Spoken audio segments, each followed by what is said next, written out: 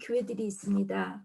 그 가운데 저희들도 하나님 이 외국 땅에서 저희 교회를 세워주셔서 이렇게 함께 공동체 생활을 나누게 하십니다. 항상 하나님 우리가 초심을 잃지 않기 위해서는 그 사도적 교회들을 바라볼 수 있도록 저희들의 마음을 지켜주시는데 오늘 그 사도적 교회가 어떠한 교회인지 저희들이 배우고자 합니다. 이 말씀을 통하여 저희들이 앞으로 이 외국 땅에서 공동체에 얼마나 중요한지를 깨닫고 알며 이 교회를 통하여 저희들의 신앙이 잘 자랄 수 있도록 함께해 주시옵소서. 말씀을 전하는 자나 듣는 자 우리 모두가 한 마음이 되어 이 말씀을 듣는 데서 멈출 것이 아니라 이 말씀을 나의 가족, 나의 주변, 나의 이웃과 하나님 나누면서 내가 참으로 주님의 자녀인 것을 드러내는 그런 삶이 될 수 있도록 함께하여 주시옵소서. 예수님의 이름으로 기도드립니다. 아멘. 여러분, 미국 고든 코넬대 연구소가 발표한 자료에 의하면 2022년에 세계 인구의 33.3%가 기독교인이라고 합니다. 세계 인구가 77억 9,500만 명이라고 한다면 약 25억의 인구가 기독교인이라는 것입니다. 로마 카톨릭이나 오토독스 전교회 등 포함해서 세계에는 여러분 몇 개의 교파가 있는지 아십니까? 몇 개의 교파가? 38,000개의 교파가 있다고 합니다. 근데 이 중에서 한국교회 교단의 숫자가 무려 374개라고 합니다.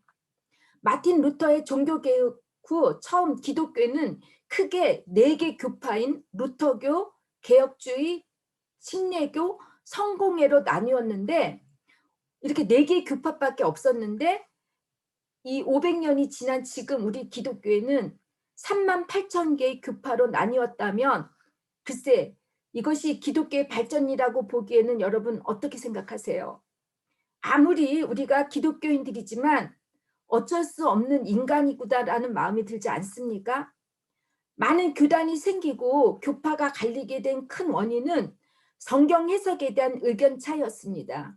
종교개혁 후에는 그 가장 교회의 커다란 분열을 이루어준 건 딱 2가지예요. 성경 해석이 성만찬과 세례였는데 카톨릭에서는 성만찬을 화채설이라고 해서 직접 그 떡과 빵과 그 포도주가 예수님의 몸이라고 생각해서 내가 그것을 먹음으로 해서 예수님의 몸이 우리 안에 들어왔다라고 피와 살이 우리 몸에 들어왔다라고 믿고 있는데 그리고 또 세례에 관한 것 때문에 이 교회가 갈려졌는데 세례는 유아 세례를 받아야 되는 것이 옳은지 아니면 성인들만 세례를 받아야 되는 것인지 이거에 대한 계속 다툼이 있음으로 해서 교회가 처음에는 이렇게 갈렸습니다.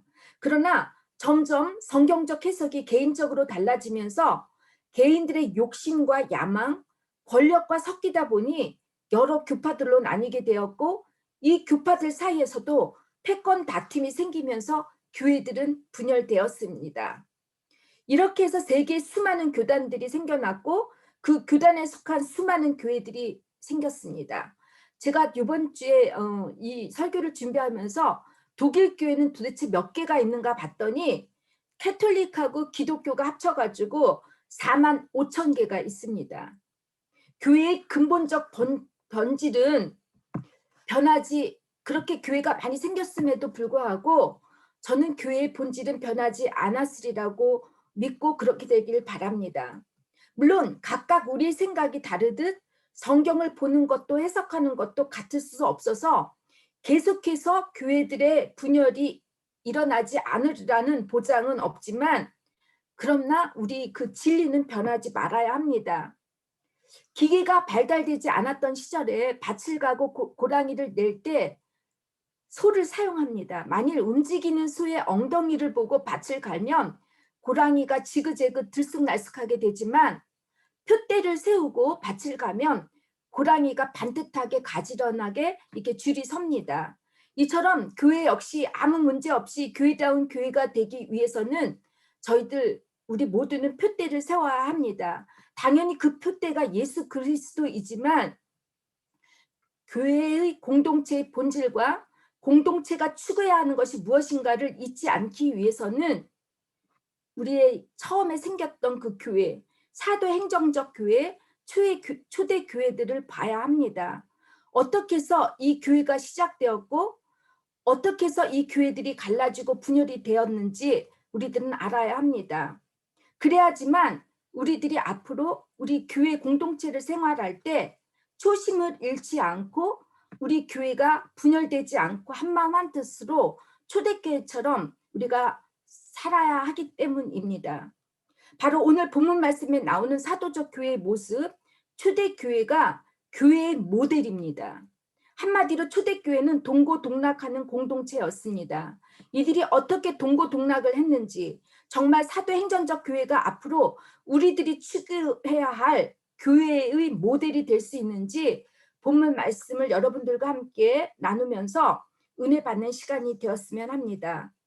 동고동락하는 사도적 교회의 첫 번째 특징은 자신의 자리를 떠나지 않고 지켰다는 것입니다.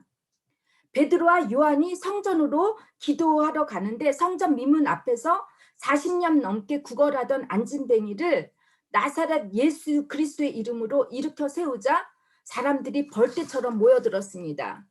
베드로는 성령이 충만하여 이 일을 행한 사람은 자신이 아니라 바로 너희들이 십자가에 못 박혀 죽였던 그 예수 그리스도가 부활하셔서 안진뱅이를 고친 것이라고 선포하자 많은 사람들이 하나님께 회개하고 주님께 돌아왔습니다. 하지만 이것을 못마땅하게 생각한 제사장들과 사두개인 성전지기들이 베드로와 요한을 감옥에 가뒀다가 사내들인 재판에 넘기지만 그 안진뱅이가 증인으로서 옆에 있었고 무엇보다도 이것을 목격한 많은 군중들이 있었기 때문에 이들은 베드로와 요한을 감옥에 오랫동안 가둘 수가 없고 그래서 군중들의 심리를 또 건드리지 않게 하기 위해서 사도들에게 더 이상 예수의 이름을 언급하지도 말며 그의 이름으로 가르치지 말라고 위협하면서 풀어줍니다. 베드로와 요한은 집행유예를 받고 나자 곧바로 공동체에 돌아가서 제사장과 장로의 말을 알렸습니다. 23절이죠.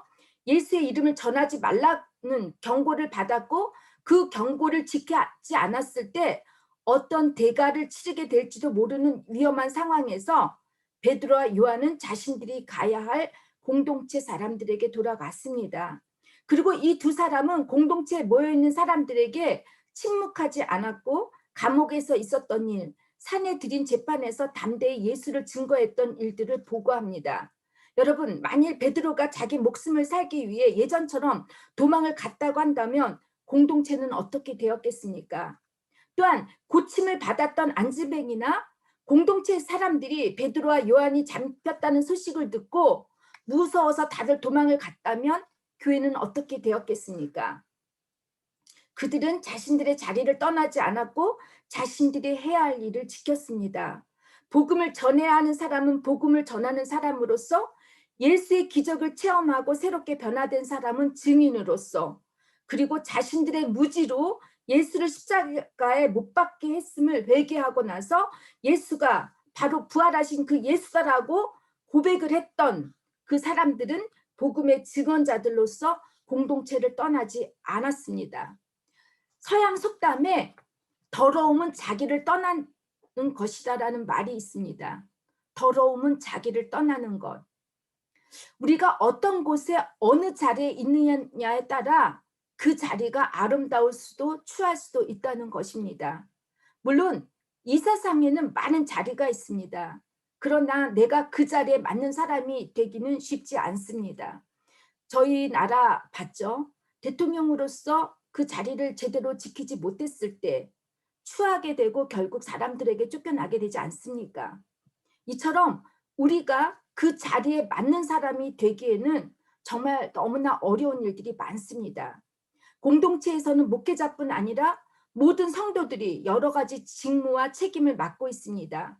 여러분, 직무에 해당하는 헬라어 디아코니아라는 뜻이 있는데 그것은 섬김, 봉사라는 것입니다. 예수님께서도 마가복음 10장 45절에 나는 섬김을 받으러 온 것이 아니라 섬기러 왔으며 많은 사람의 죄값을 치르기 위해 내 생명마저 주려고 왔다고 하셨습니다. 그리고 제자들과 마지막 만찬을 나누시고 나서 그들의 발을 씻어주시면서 내가 너의 발을 씻어준 것 같이 너희도 서로 발을 씻어 주라고 하셨습니다. 예수의 복음을 전하는 우리 모두는 이 세상을 다스리기 위해서 사명을 감당하는 것이 아니라 그 한 사람을 섬기기 위해 부르심을 받은 사람들입니다. 등산을 해보신 분들은 다 아십니다. 우리 이용옥 집사님, 정홍주 집사님 암벽 타시는 분들이어서 누구보다도 잘 아실 텐데 오르는 길은 육체적, 정신적으로 쉽지 않아요. 노력과 인내가 필요하고 정상에 오르기까지 자기와의 싸움을 해야 합니다. 또 긴장을 하게 되고요. 그런데 여러분 정상을 경험하고 내려올 때 더 조심해야 한다고 합니다. 하산할 때 무릎에 걸리는 그 힘은 몸무게의 5배 정도라고 할 정도로 이렇게 무릎에 부담을 준다고 합니다. 그래서 많은 사람들은 이 하산할 때 무릎을 잘못 써가지고 무릎을 상하게 하는 경우가 있다고 하는데 여러분 이처럼 우리가 높은 데 올라가는 것도 쉽지는 않지만 높은 데 서서 다시 내려올 때 섬기는 것 이것이 지배하는 것보다 더 어렵습니다. 우리 모두는 정상의 자리에 오르고 싶어 합니다. 왜냐하면 정상의 자리에 있는 것이 사는 게 누군가의 눈치를 보지 않고 자유롭게 편하게 살 수 있다고 생각해서입니다. 사람들과 비교해서 너보다는 내가 낫다라고 하는 이런 경쟁의 사회를 만들고 이 경쟁의 사회에서 정상에 오른 사람만이 사랑을 받고 인정을 받는다고 믿기 때문에 지금까지 우리는 이 경쟁의 모델에 적응하며 살고 있습니다. 인정의 목마름입니다. 정상에 오를 수 있는 사람은 능력이 있는 사람이어야만 한다는 시험 제도를 통해 판단을 받아왔기 때문에 우리 모두는 피 터지도록 공부해야 했고 일해야만 된다고 생각하며 살아왔습니다. 또 어떤 사람은 이를 위해 수단과 방법을 가리지 않습니다. 이 경쟁의 사회에 전형적인 게 뭐죠? 비즈니스 클래스. 이 클래스가 다 되어 있어요.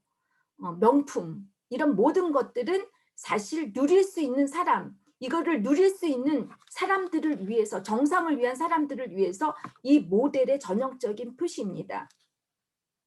처음부터 정상에 오르지 못한다고 하는 사회적 시스템에서 사는 사람들은 상대적 박탈감으로 인하여 자신뿐 아니라 주인 사람들을 괴롭히며 부정적 영향을 끼치는 일이 많습니다. 교회도 예외는 아닙니다. 수평적이어야 할 교회가 어느새 수직적 교회로서 권위적으로 변해가고 있습니다. 목회자뿐만이 아니라 교회 재직 시스템이 그렇습니다. 어떻게 목회자가 우리나라 장로교회에선 당회장이라고 그래요. 당회장. 기업에서 쓰여질 그 회장이 교회에서 회장이라는 말로 쓰여집니다. 오직하면 여러분 교회가 부흥이 되고 문제가 없으려면 담임 목사만 떠나면 된다라는 말이 나옵니다. 참 여러분 우픈 얘기 아닙니까? 우리 인간들이 함께 살 수 있는 주님의 사회적 시스템은 정상에 오르는 모델이 아니라 섬기는 모델입니다. 섬기다 봉사하다의 그 디아코네오라는 말에는 자신을 괴롭히게 하다라는 뜻이 들어 있을 정도로 이 섬기는 일에는 보상이나 대가가 없는 것입니다. 나그네, 줄인 자, 목마른 자, 헐벗은 자, 병든 자, 옥에 갇힌 자를 섬기는 일은 웬만하면 자신을 비우지 않고서는 쉽지 않은 일입니다. 사랑하는 부부도 또한 부모와 자녀도 서로가 서로를 섬기는 게 쉽지 않은데 전혀 피 한 방울을 섞이지 않은 사람을 섬겨야 하는 것이 여러분 가능하겠습니까? 어떤 분은 그럴 거예요. 내가 남편을 섬기는 이보다 아내를 섬기는 이보다 피 한 방울 안 섞인 사람을 섬기는 게 더 쉽다고 하는데 글쎄 여러분 정말 그렇게 해보셨는지 쉽지 않습니다. 그리고 섬기고 봉사할 수 있는 곳이 여러분 다름 아닌 교회 공동체입니다. 우리 힘으로 섬길 수 없는 것을 아시고 주님은 우리에게 이 공동체를 섬기는 이 모델을 위해서 우리에게 은사를 주셨습니다. 고린도전서 12장 28절에 보면 사도 바울은 하나님이 교회 중에 몇을 세우셨으니 첫째는 사도요, 둘째는 선지자요, 셋째는 교사요, 그 다음은 능력이요, 그 다음은 병 고치는 은사와 서로 돕는 것과 다스리는 것과 각종 방언을 하는 것이라고 합니다. 이 은사들은 여러분 수직적 관계가 아닙니다. 먼저 사도를 세웠다 해서 사도가 우리의 위가 있는 것이 아니라 모든 것이 수평적 관계에서 이루어집니다. 주님은 교회 공동체를 잘 섬기고 봉사할 수 있도록 각 사람마다 은사들을 주셨는데 여러분은 어떤 은사를 받았다고 생각하십니까? 어떤 분은 교회에서 잘 싸우는 은사를 가지신 분들이 있어요. 평안한 거를 못 봐요. 이런 분들은 참 고맙게도 이런 분들로 인해서 교회가 어느 것이 나쁜지 옳은지를 잘 볼 수가 있어서 감사해요. 그렇지 않습니까? 여러분께 주신 은사들을 교회 공동체 안에서 섬김으로 봉사하는 것이 여러분 떠나지 말고 지켜야 하는 자리입니다. 이 섬김의 공동체 모델은 우리가 몸 담고 살고 있는 지역사회와 지역사회에게 복음과 함께 나눠주는 것이 사도행전적 초대교회였습니다. 요즘 한국에서는 사회에 가장 부담을 주는 단체가 교회라고 불리는 게 참으로 안타깝지만 우리가 공동체 안에서 우리의 본래 사명과 자리를 떠나지 않고 잘 지킬 때 우리는 이 사회에 나가서 하나님의 자녀로서 이 땅의 소금이 되고 빛이 될 수 있는 것입니다. 둘째, 사도적 교회의 특징은 말씀에 근거하여 기도하는 공동체였습니다. 베드로와 요한은 주님의 말씀대로 자신들의 사명을 감당하기 위해 위험을 무릅쓰고 다시 공동체에 돌아와서 자신들이 경험한 은혜들을 성도들에게 이야기하자 교회 공동체의 반응은 24절 30절에 나오죠. 하나님께 소리 높여 한 마음으로 기도했다고 합니다. 사도적 교회 성도들은 베드로와 요한의 보고에 흔들리지 않았습니다. 두려워하지도 절망하지도 불평하지도 분노하지도 않고 도리어 하나님 앞으로 나아가 하나님 말씀과 신앙 고백을 근거로 하나님께 기도했는데 그들의 기도 내용은 크게 두 가지를 위해 기도했습니다. 그들이 간구한 첫 번째 기도 내용은 종들로 하여금 담대히 하나님의 말씀을 전하게 하여 달라는 기도였습니다. 복음을 전하는 데는 늘 반대 세력들의 방해와 고난과 박해와 위협이 따를 수밖에 없습니다. 하지만 창조주이시고 이 모든 만물을 다스리시는 대주제이신 하나님이 계시는데 두려워하지 말고 대주제가 되시는 하나님께 맡기고 모든 위협함을 굽어주실 것을 기도했습니다. 초대교회 공동체 사람들은 그들을 방해하고 위협을 가하는 세력들을 없애거나 복수해달라는 기도를 하지 않았습니다. 또 그들의 박해로부터 보호해달라는 기도도 하지 않았습니다. 그들이 직면해야 할 고난을 막아달라는 기도도 하지 않았고 오직 하나님을 대적하는 이 세력들을 공의 하나님이신 심판에 의탁했습니다. 역사를 주관하신 하나님 안에서 헤롯과 본디오 빌라도 그리고 이스라엘 백성이 합세해서 예수님을 십자가에 못 박게 한 것이 하나님 섭리 안에서 이루어진 것이라고 믿었습니다. 그래서 그들은 지금 자기 의지대로 하나님을 거역하고 핍박을 하고 위협을 가하는 사람들을 공의 하나님의 심판에 맡기고 복음을 담대히 전할 수 있게 해달라고 하나님께 간절히 기도를 했습니다. 지금 여러분 우리에게 어려운 환경이나 쉽지 않은 문제들이 우리들을 괴롭히고 있지만 그것을 없애달라고 기도하지 마세요. 이 상황을 하나님께 맡기세요. 왜냐하면 하나님은 이 상황, 역사를 주관하시는 하나님을 보세요. 지금 다 봐요. 공이지 않아요? 어느 독재자가 오래가는 독재자가 어디 있습니까? 하나님께 맡기고 우리가 잊지 말아야 할 것은 이런 상황에도 불구하고 내 믿음 잃지 않고 그럼에도 불구하고 하나님의 복음을 전하는 사람이 되겠다고 기도하시는 믿음의 자녀들이 되시기를 주님의 이름으로 부탁드립니다. 저는 이번 주에 저희 가족 카톡방이 있습니다. 그 카톡방에 어떤 목사님이 돌아가셨다는 부고를 알리면서 우리 형제들이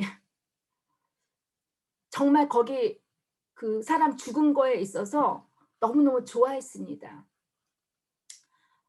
제가 너무 오버하지 않도록 문자를 보냈는데 그분이 다름이 아닌 저희 아빠를 가장 아프게 했던 목사님이었습니다. 정말 오래 살 것 같은 분이었는데 그분이 88세에 돌아가셨다고 하는데 참 인생이 그런 것 같아요. 우리가 모두가 다 하나님한테 돌아가야 되는데 참 목사로서 저희 아버지는 장로로서 섬겼지만 같은 교회를 섬겼던 사람들인데 참 유감스럽게도 그분이 돌아가셔야 한 것을 우리 형제들이 좋아할 수밖에 없다라는 것이 참 슬퍼서 제가 우리 그렇게 하지 말자고 얘기를 했습니다. 여러분, 여러분들이 복음을 전하고 말씀을 듣고 공동체를 생활하는데 가장 방해가 되는 것이 무엇입니까? 환경입니까? 사람들입니까? 이런 것들을 보지 마시기를 바랍니다. 이 모든 것들은 하나님께 맡기시고 그 하나님은 반드시 우리의 믿음을 보시고 승리로 반전해 주십니다. 그렇기 때문에 여러분들이 간구해야 할 것은 초대교회처럼 모든 것을 물리쳐 달라는 것이 아니라 그럼에도 불구하고 믿음이 잃지 않고 복음을 전하는 사람이 되겠다고 이렇게 기도해 주셨으면 합니다. 두 번째, 사도적 교회의 공동체들은 전파된 말씀이 하나님께로 온 것이다라고 확증할 수 있는 권능, 즉 병고침과 표적과 기사가 예수 그리스도의 이름으로 일어날 수 있기를 기도했습니다. 사도행전을 보면 병고침이라든가 놀라운 표적과 기적의 역사들이 곳곳에 기록되어 있습니다. 이처럼 초대교회는 기적이 생소하거나 드문 현상들이 아니었고 아주 보편적이었고 신앙 고백이 되기도 했습니다. 기적에는 두 가지 기능이 있습니다. 정도적 기능과 윤리적 기능입니다. 기적의 전도적 기능에는 무엇보다도 당시 그리스와 로마 사회가 많은 신들을 믿었고 기적들을 믿었기 때문에 기독교는 우리가 믿는 그 하나님이 다른 그 어떤 신보다 강하고 능하심을 확증할 수 있어야 했습니다. 그렇기 때문에 기적을 통해 많은 사람들을 전도할 수 있었고 그들이 개종하여 교회로 오게 할 수 있었습니다. 여기서 우리가 잊지 말아야 할 것은 기적이 단지 자체 현상에 그치는 것이 아니라 기적을 통해서 하나님께서 전달하고자 하시는 말씀, 그 메시지가 중요하다는 것입니다. 아무리 기적이 일어났다고 해도 그 속에 주님의 사랑이 또한 주님의 말씀을 느낄 수가 없다면 또 하나님의 말씀이 담겨져 있다 안다면 이거는 하나님께서 행하신 기적이 아니라고 봅니다. 그리고 기적의 윤리성이라 함은 하나님의 초자연적인 개입을 통하여 개인뿐 아니라 공동체의 삶이 동시에 윤리적, 도덕적인 것으로 변화시키는 것을 의미합니다. 기적을 행한 자와 기적의 혜택을 입은 자 모두가 선한 양심으로 하나님의 거룩한 자녀로서 세상을 쫓지 않고 도리어 세상의 빛으로서 소금으로서 선한 영향을 미칠 수가 있어야 합니다. 제가 여러분들에게 항상 말씀드렸듯이 감옥에 가면 우리나라의 그 죄수들 중에 대부분이 종교인이라고 합니다. 어떻게 부처를 따르고 하나님을 믿고 그런 신들을 믿는 사람들이 윤리적으로 도덕적으로 옳지 않을 수가 있겠습니까? 우리는 사람들이 우리 얼굴을 보면 당신들은 하나님을 믿는 사람이다라고 이렇게 인정을 받아야 됩니다. 이 정도로 우리가 도덕적으로 윤리적으로 우리가 완전해야 됩니다. 여러분, 그런데 우리 이 사도적 그 교회는 초대교회는 병고침과 표적들을 위해 기도했고 그것들이 필요했는데 그런데 왜 요즘 우리들의 교회는 이런 현상들이 일어나지 않습니까? 여러분들이 마지막으로 기적을 경험한 적이 언제였습니까? 오늘날 유감스럽게도 많은 교회들은 어떤 과학화와 다원화 그리고 포스트 모더니즘이라는 이 도전을 받으면서 많이 세속화가 되어버렸습니다. 이게 교회인지 사회인지 알아볼 수 없을 만큼 많이 비슷해져 가고 있습니다. 또 사람들은 자신들이 신앙이 없다 해도 지성적으로 윤리적으로 높아지려고 하는 그 교만이 있습니다. 이렇게 교만이 강해지면 신앙의 메마름이 생기게 되고 그렇게 메마름이 커지다 보면 기적이 일어나는 것을 또 기적을 경험하기가 어렵습니다. 교회가 한마디로 무기력해졌다는 것입니다. 제가 늘 여러분께 말씀드렸듯이 기적은 보이지 않는 하나님께서 당신의 살아계심을 우리들에게 보여주는 사인이라고 했습니다. 표적이라고 했습니다. 기적은 하나님께서 정해놓으신 법칙을 깨뜨리시어 일으키신 것이기에 본질상 하나님의 영광을 드러낼 수밖에 없습니다. 교회는 지금도 기적을 통해 예수 그리스도가 하나님 되심을 전하고 가르치는데, 즉 전도하는데 없어서는 안 되는 중요한 역할을 감당하기에 우리 모두도 이것을 위해 기도해야 합니다. 여러분들 기적을 경험하고 싶습니까? 그렇다면 주님을 간절히 사모하시고 소원하시기를 바랍니다. 오직 그리스도만을 위해 살 수 있기를 열망해 보시기 바랍니다. 예수님 한 분만이면 된다고 하는 믿음, 사랑으로만 살 수 있다고 하시는 분들은 우리의 날마다 삶이 일상이 기적이 될 것이고 놀라운 기적들을 경험하실 수 있습니다. 제가 43세에 모든 것을 다 내려놓고 이제 혼자 홀몸으로, 그때 돈도 없었어요. 모아놓은 것도 없었고 혼자 프라이부르크 도시로 공부하러 갔는데 그때 4년 반 동안에 경험했던 기적들이 너무나 많습니다. 내가 의지할 것이 없고 오로지 하나님만 밖에 의지할 게 없다면 여러분 기적들을 경험하게 됩니다. 제가 여러분들에게 가끔 간증을 전할 때 이것이 제가 꾸며낸 얘기가 아니라 실제로 경험했던 것이고, 제가 가끔 여러분들과 이렇게 교회 생활하면서 나눴던 얘기들이 있을 거예요. 저랑 함께 하셨던 분들은 알아요. 하나님이 얼만큼 살아서 역사하시는지 여러분들 함께 느꼈을 거예요. 그래서 저는 우리 교회가 비록 작고 지금 현재로는 정말 어떻게 될지 우리는 모르지만 저는 참 감사한 게 있어요. 우리는 지금까지 본질에 충실했다고 봐요. 커다란 프로그램이나 이런 거를 하지 않은 것도 있지만 저희들은 모두가 이렇게 온라인이나마 지금까지 한 마음으로 기도했고 말씀을 나눴습니다. 그래서 여러분들께 너무너무 감사드리는데, 저희 교회가 이 코로나의 위기를 이제 극복하고 났을 때 앞으로 우리 교회 어떻게 될지 몰라요. 안 믿는 사람들은 더 많아질 거라고 저는 생각하고 사람들은 교회를 찾지 않을 거예요. 편안한 대로 유튜브나 이런 동영상을 통해서 예배를 드리면 된다고 하는 사람들이 많이 나올 수가 있는데, 우리들이 같은 교회에서 기도하며 찬양하며 말씀을 나눌 때 우리가 이런 하나님의 살아계심을 경험하는 그 기적들을 주변 사람들에게 나눠주면서 우리도 신앙에 도전을 받고 기쁨을 얻고 재충전이 되지만 다른 사람에게도 그러한 그 살아계신 하나님을 전달해주는 여러분이 되시기를 바랍니다. 또 이를 위해서 우리 한 마음으로 기도해 주셨으면 합니다. 세 번째, 사도적 교회의 공동체는 성령이 충만하여 하나님의 말씀을 전하였다고 합니다. 31절이죠. 초대교회에서는 한 마음과 한 뜻으로 기도하는 것뿐 아니라 성령이 충만한 설교가 중요했습니다. 예수의 부활을 증언할 때 큰 권능이 일어나고 회개가 일어나고 사람들의 인생 가치관이 변화되었다고 합니다. 말씀이 우리 안에 들어있지 않으면, 그 뿌리가 우리 마음에 깊이 박여있지 않으면 금방 시들고 금방 시험 들고 세상 염려와 걱정으로 하나님의 은혜를 잊게 됩니다. 지난번에도 말씀했듯이 제가 페트병을 예화를 드렸잖아요. 페트병에 물이 가득 차면 다른 이물질들이 침범하지 못하듯이 우리 신앙에 기도와 말씀이 충만해지면 사탄이 역사하는 일이 없어요. 시험하는 일이.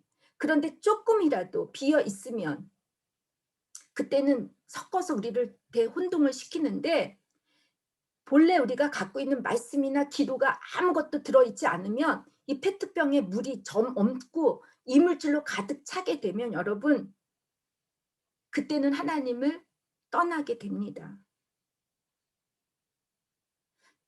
여러분 말씀이 채워지지 않을 때 이물질이 들어와서 우리들의 신앙을 흔들어 놓고 우리들의 본질을 흔들어 놓습니다. 교회도 마찬가지예요.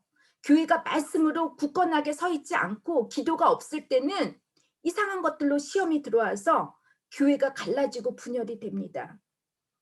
때문에 우리들은 늘 말씀을 거울처럼 보면서 이 말씀을 나누고 공동체가 함께 나눌 때 내 죄가 보이고 회개가 일어나고 그러면서 우리가 거듭난 사람으로 변할 때 우리 모두는 다른 사람들을 더 많이 용서하고 더 많이 사랑하면서 성령이 우리에게 주시는 9가지 열매들로 우리가 그 열매를 맺을 수 있는 그 하나님의 거룩하고 아름다운 자녀가 될 수 있습니다. 여러분 이런 사람이 되기를 원하십니까?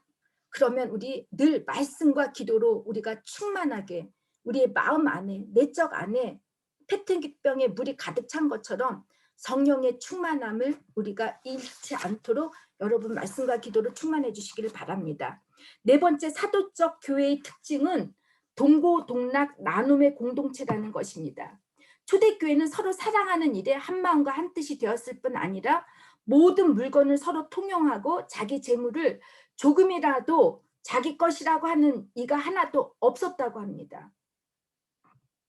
스스로 자발적으로 가난한 성도들을 위하여 자기의 소유의 일부인 밭과 집을 팔아서 필요한 만큼 서로 나누어 공동생활을 했다고 합니다.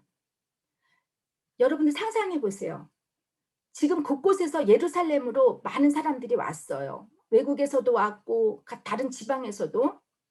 이 사람들이 예루살렘 성전에서 예루살렘 공동체에서 생활하는데 어떤 큰 부락을 만들어 생활한 게 아니라 각자 집이 있으면 그 집을 내어준 건데 보통 한 집에 20명 정도 살았다고 합니다.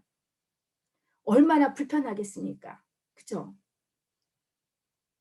근데 이 온 사람들 중에서는 자신들이 예수님을 선택함으로써 가족이나 유대 회당으로부터 추방을 당하고 그렇게 추방을 당함으로써 어떤 사회적 공동체 생활을 못하게 하기 때문에 경제적으로 많은 손해를 보는 가난한 성도가 많이 생겨났다고 합니다. 또 외국에서 온 사람들은 쉽게 집을 가지 못하겠죠. 근데 이렇게 모인 성도들이 서로 나누는 성도들, 이것이 성도의 교제 코인노니아라는 뜻입니다. 서로의 대화를 나누고 소유물을 나누고 삶을 나누는 것이 성도의 교제라는 것입니다. 그런데 여러분 제가 질문하겠는데 오늘 주일학교 우리 승찬이나 다현이에게 물어봤어요. 너네들은 친구들이 왔을 때 얼마 동안 같이 살 수 있냐고 물어봤더니 승찬이는 막시멈 일주일이래요. 여러분들은 낯선 사람을 집에 모셔드렸을 때 얼마 동안 같이 살 수 있다고 생각해요? 우리 정홍주 집사님. 한 3일 정도요? 3일 정도요. 다른 분들 한 달 동안 사실 수 있는 분 없죠? 3일 정말 솔직한데 이거 우리 한번 화요일 날 나눠봐요. 근데 여러분들 그 사람들을 위해서 여러분들의 재물을 나눌 수 있습니까? 여러분들의 밭이나 땅, 뭐 집을 팔아서 이분들을 위해 섬길 수 있습니까? 부부도 서로가 믿지 못해서 요즘은 통장을 따로따로 만드는데 보통 한국에서 그런 말을 제가 들었어요. 남자가 무슨 짓을 할지 모르니까 자기 쌈짓돈 챙겨야 된다고. 자기 통장 몰래 남자 몰래 갖고 있으라는 말을 이렇게 우리 어른들이 딸들이나 하는데 부부도 믿지 못해서 통장을 따로 사용하는 마당에 여러분들 내 소유를 다른 사람에게 나눌 수 있는지 이게 가능할 수 있는지 여러분들 한번 생각해 보시기 바랍니다. 그런데 초대교회는 서로가 한마음 한뜻이었고 성령이 충만했기 때문이라고 합니다. 얼마나 이것이 어려운지 36절 37절에 보니까 물질을 내려놓은 한 사람에 대해서 기록을 잊지 않았습니다. 바나바에 대해서 언급을 했습니다. 본래 이름은 요셉이라고 했는데 그가 얼마나 착했으면 사도들이 그를 바가 뭐죠? 아들이라는 뜻이에요. 나바 위로라는데 위로의 아들이라고 불렀겠습니까? 왜 이 사람은 레위 족속이라고 했어요. 레위 족속은 원래 땅을 가질 수가 없어요. 레위 족속은 제사장이기 때문에 제사장들은 자기의 사유를 재산을 가질 수가 없었어요.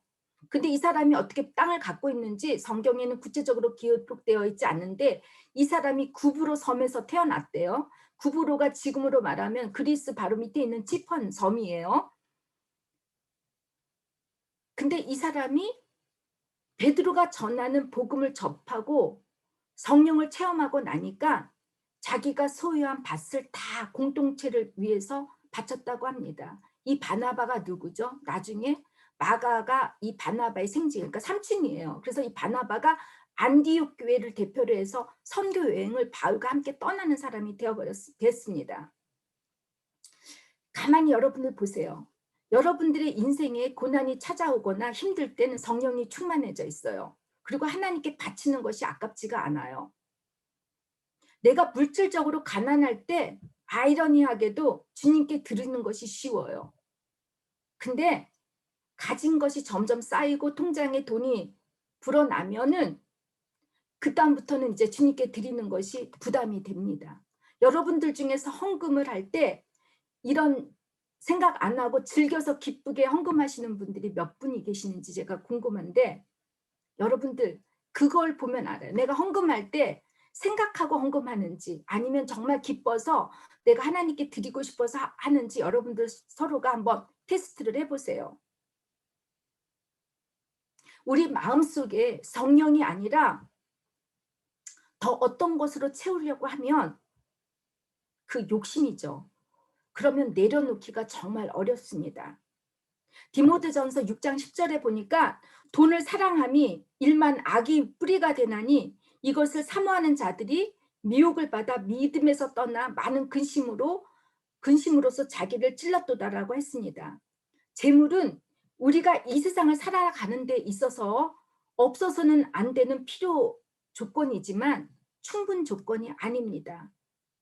이 필요 조건에 내가 충분 조건이 되어질 때는 예수님과 재물 사이에서 우리가 혼란스러워합니다. 예수님보다 재물이 더 마음에 치우치게 되기도 하고 돈을 사랑하다가 결국 유다처럼 예수님을 배신하고 떠나게 될 때가 있습니다. 내 것이 내 것이라고 주장할 때 우리의 주머니는 닫히게 됩니다. 은혜가 고갈됩니다. 은혜는 하나님 나라를 보지만 재물은 세상을 보게 합니다. 우리가 사랑하는 사람이 생기면 여러분들 정말 선물을 아낌없이 합니다. 특히 텔레비전의 어떤 드라마나 이런 거 보면 우리나라 남자들이 너무너무 이 외국의 짠돌이 같은 남자에 비하면 우리나라 남자들은 정말 죽은 목숨까지도 다 줄 듯이 여자들한테 잘해서 외국에 있는 여자들이 한국 남자에 대해서 오해를 잘한다고 합니다. 특히 제가 제 동생 그 태국에 있는 동생의 얘기를 통해서 들으니까 태국에 있는 분들이 한국 드라마를 잘 봐서 모든 한국 남자는 드라마에 나오는 사람들처럼 선물을 많이 하고 자기의 목숨을 아낌없이 주는 남자들처럼 생각한다고 해서 한국 사람을 좋아하는데 막상 새겨보면은 영 아니오시다라고 하는데 여러분이 사랑하는 사람에게는 모든 것을 아낌없이 주고자 하려고 합니다. 제가 우리 아들을 보니까 엄마인 저한테는 뭐 선물이 대충이에요. 그냥 하지만 자기 여자친구한테 선물하는 거 보면 뭐 함부르게 콘서트에 가서 티켓을 구해오고 정말 제가 질투는 하지 못하지만 이런 거구나. 자식은 주면서 키우고 떠나보내는 거지 받기는 글렀다라고 생각하는데 여러분 우리가 하나님을 사랑하면 하나님께 드리는 것이 아까워하지 말아야 합니다. 재물은 여러분 또한 은사입니다. 은사는 주님의 공동체를 위해서 쓰시기 위해서 줬는데 재물을 많이 가지면서 이 가진 것에 여러분들 너무나 교만하지 마시기 바랍니다. 독일에서 이런 말이 있어요. 정말 부자가 되려면 부자들한테 배우라고. 여러분 알디 가보세요. 알디에 가면 그 싸구려가 아니라 이렇게 싸게 파는 슈퍼마켓이 있어요. 알디나 리들. 그런 데 가 봐요. 예전에 컴퓨터 하나 들여 놨을 때 새벽부터 줄 서서 기다린 사람들이 다 벤츠 타고 온 사람들이었어요. 부자는 안 써요, 돈을. 근데 어떻게 되죠? 다 갖고 죽어요. 제가 예전에도 말씀드렸듯이 우리나라 돌아가신 분들의 수의에는 주머니가 없다라고 그랬잖아요. 가지 못해요. 근데 이 가져가지도 못할 물질을 여러분들 그것을 잡느라고 이거 더 가지려고 몸부림치다가 여러분들 그래서 죽는 게 아니라 내가 가진 것을 하나님께서 아름답게 써서 그 아름다움 쓰면서 그것을 하나님 나라를 위해서 여러분 사용할 때 하나님이 정말 많은 기쁨을 주실 것이라고 믿습니다. 너희들이 마음이 가는 곳에 내가 함께 있다고 하였습니다. 여러분들이 물질에 마음에 둔다면 그 물질에 하나님이 같이 있을 수가 없습니다. 그래서 여러분들 저는 우리 초대교회처럼 이것이 우리 이 생활의 현대의 이 초대교회 모델이 우리 이 삶 속에 정말 이렇게 적용할 수 있고 적응할 수 있는 모델인지는 저는 모르겠어요. 그러나 이 본질적인 그 의미는 여러분 잊지 마시고 저희들 모두가 정말 이 초대교회 사람들이 나눴던 성령 충만함으로 한마음 한뜻이 되어서 서로가 나누고 사랑하고 그리고 각자가 그 충만한 성령의 열매들을 가지면서 우리 모두가 우리 바젤 한인 선교회에 나오는 사람들 모두는 정말 다른 사람들이 볼 때 저 행복, 저 기쁨 나도 얻고 싶다라고 하는 것을 여러분들 삶 속에서 보여주시기를 주님의 이름으로 축원합니다. 다 같이 기도하시겠습니다. 주님께서 초대교회를 통하여 그 모델이 우리의 삶 속에 얼마나 중요한지를 보여주셨습니다. 정말 하루라도 우리는 다른 사람들과 살 수가 없는 그런 사람들입니다. 그러나 하나님 그 본질을 잃지 않게 하시고 우리들 자신 스스로가 인색하지 않는 사랑 하나님 나눌 수 있도록 도와주시옵소서. 또 앞으로 저희 바젤 한인 선교교회가 이제 이사를 준비하고 있고 주님이 저희 교회를 통해서 해야 할 귀한 사명이 있을 줄 압니다. 이 본질적인 초대교회의 그 특징들을 저희들이 잊지 않고 우리 교회 앞으로 이것을 표대로 하면서 정말 잘 지켜나갈 수 있고 그래서 교회가 발전이 되고 내가 그 교회 공동체 생활을 통하여 기쁘고 감사하며 행복할 수 있는 그런 교회 다 될 수 있도록 함께해 주시옵소서. 예수님의 이름으로 기도드립니다. 아멘. 그날까지 우리를 버리지 아니하시고 함께 하시는 성자 예수 그리스도의 은혜와 무한하신 하나님의 사랑하심과 우리를 진리 가운데로 인도하시고 우리 모두가 하나가 되게 하시고 한마음이 되어 주가 주신 하나님의 성전인 교회 공동체를 잘 섬기며 봉사할 수 있도록 성령께서 함께 하시고 우리들 모두에게 위로하시며 협력할 선을 이룰 수 있도록 저희들 인도하여 주시옵기만을 이제로부터 영원히 함께 하시기를 간절히 축원하옵나이다. 아멘.